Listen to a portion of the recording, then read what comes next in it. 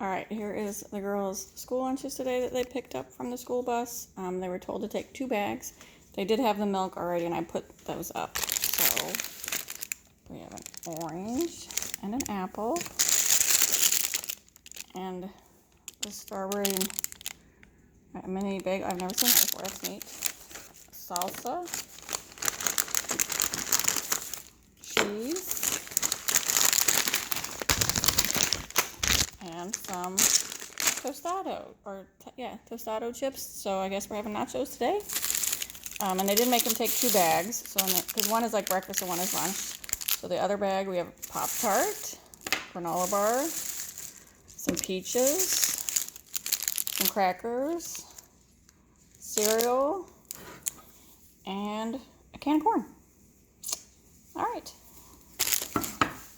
And then we have I have 2 girls, so there's 4 bags. So pretty much repeated the same stuff in Haley's bag.